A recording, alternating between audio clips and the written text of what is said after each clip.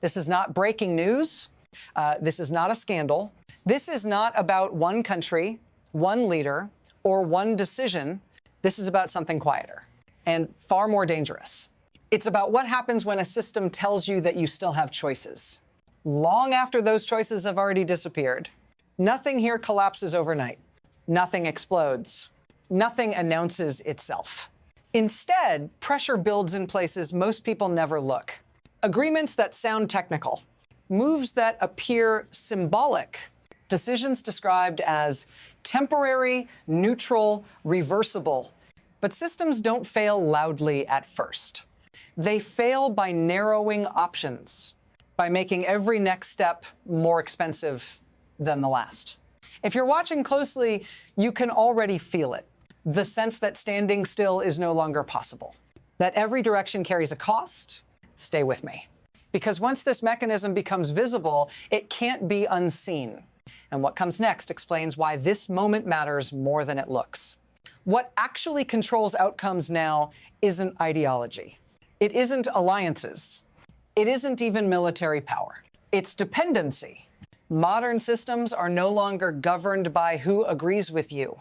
They're governed by who can afford to wait, who can absorb pain longer, who can survive pressure without blinking. The illusion is that power still comes from choosing sides. It doesn't.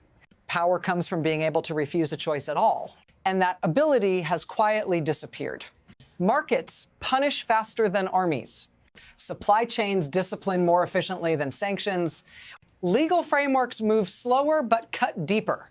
So when a system presents itself as neutral, technical, procedural, that's usually the moment it has already decided.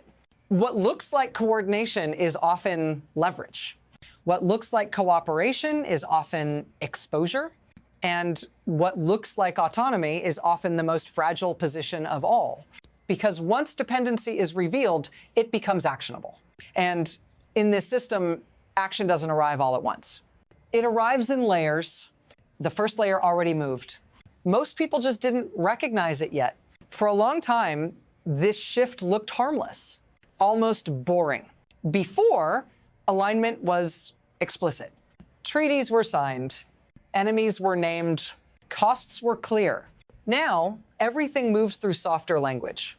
Cooperation, exercises, partnerships, dialogue.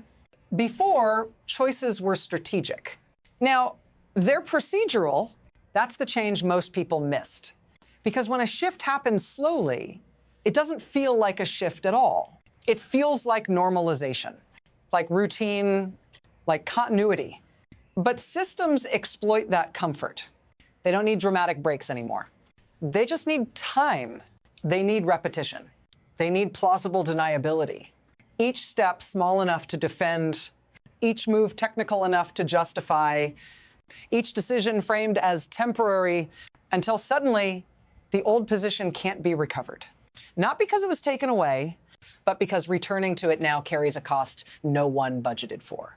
That's how slow change becomes irreversible.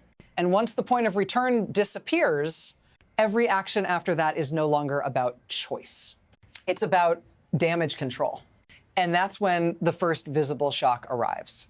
Then the system does something loud, not to explain itself, not to justify itself, but to test how much friction it will face. A maneuver appears, public, deliberate, impossible to ignore.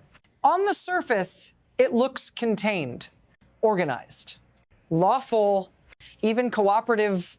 Officials describe it as technical, routine, defensive.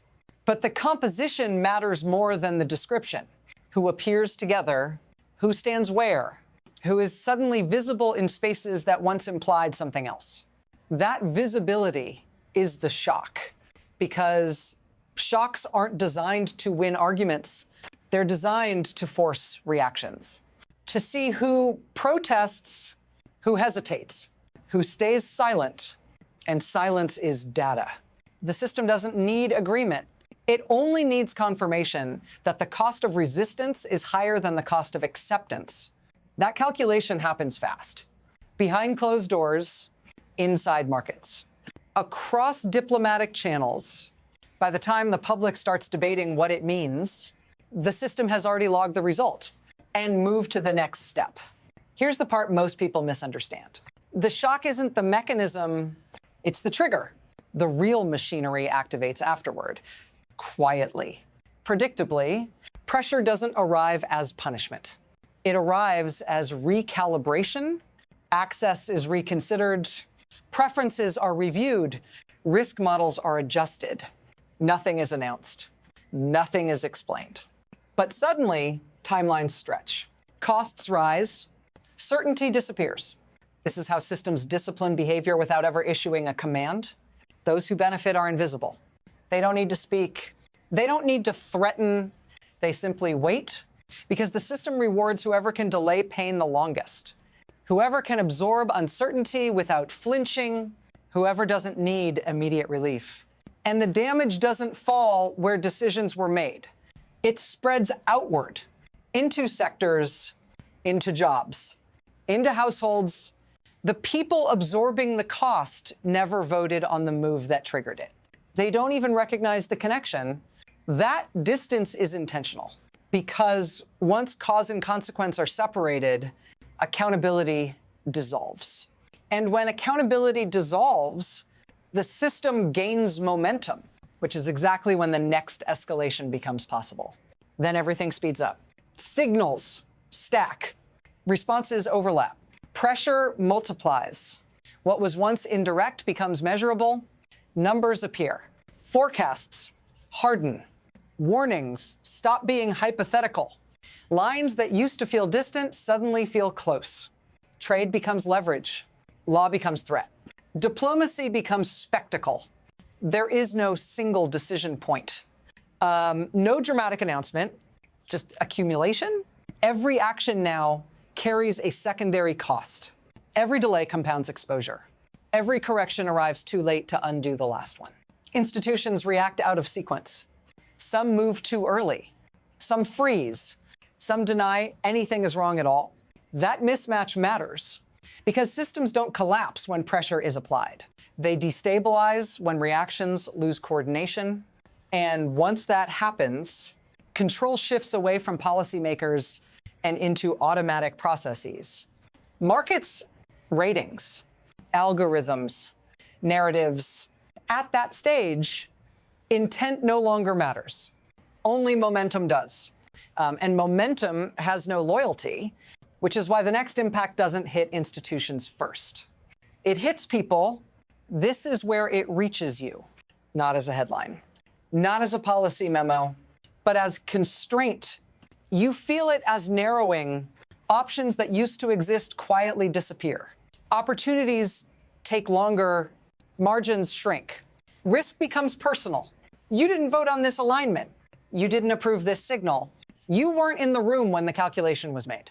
But you are the one adjusting, spending less, waiting longer, absorbing uncertainty without explanation. And that's not an accident. Systems survive by distributing pain downward, by making consequences feel individual instead of structural, by convincing people this is temporary, manageable, unrelated. If this feels familiar, pay attention, because familiarity is how normalization works. If this matters to you, if you want to understand how pressure moves before it hits, stay with this series. These mechanisms don't stop once they start. They migrate. And what's happening here isn't contained. It's already moving outward, which is why the next layer doesn't stay local. It spreads. Once pressure proves effective in one place, it doesn't stay there. It travels, not as troops, not as treaties, but as precedent. Other systems notice, other governments adjust.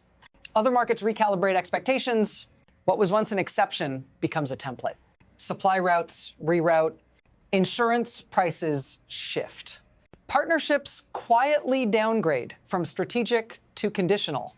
Nothing dramatic happens on the surface, but beneath it, assumptions are rewritten. Neutral spaces stop being neutral. Economic blocks acquire security edges. Legal institutions begin to feel political. And suddenly, decisions made far away start shaping outcomes closer than expected. This is how local pressure becomes global gravity. No one announces the transition. No one agrees on when it happened. You only notice when coordination gets harder. When trust thins, when every move is interpreted through suspicion, at that point, stability isn't maintained. It's negotiated constantly. And negotiation under pressure always favors the side that can endure longer, which raises the question no one wants to answer yet. What happens when endurance runs out? From here, the system doesn't return to balance. It accelerates. There are three directions it can take. The first is adjustment. Pressure is absorbed. Signals are softened. Costs are redistributed just enough to keep the system functional. Nothing is fixed, but nothing snaps yet. The second is erosion.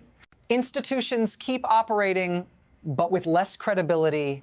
Decisions are delayed. Confidence leaks out slowly. People adapt by lowering expectations. Stability exists, but it's thinner, more fragile, one shock away from failure. And then there's rupture. That's when alignment becomes unavoidable. When neutrality is no longer tolerated, when economic pressure hardens into political demand, rupture doesn't announce itself as collapse. It arrives as inevitability, as the moment when every available option carries a cost that can't be postponed. None of these paths are chosen in advance. They're produced by accumulation, by timing, by who blinks first. And the most dangerous part is this. By the time the direction is clear, the ability to change it is already gone, which leaves only one unanswered question. What happens when the system asks for a final decision? Here's the danger. Systems don't ask permission when they're done waiting. They don't negotiate feelings. They don't care whether the timing is fair. They simply present a bill. By the time that moment arrives, the debate everyone wanted is already irrelevant. The arguments are finished. The options are gone. What remains is compliance, improvisation, or fracture. And this is why none of this can be treated as background noise. Because once a system learns it can apply pressure without resistance, it doesn't forget that lesson. It repeats it elsewhere, again, sooner. If you think this is about one country, you've missed it. If you think this is temporary, you're behind it. If you think neutrality is still available, you're assuming time you may not have.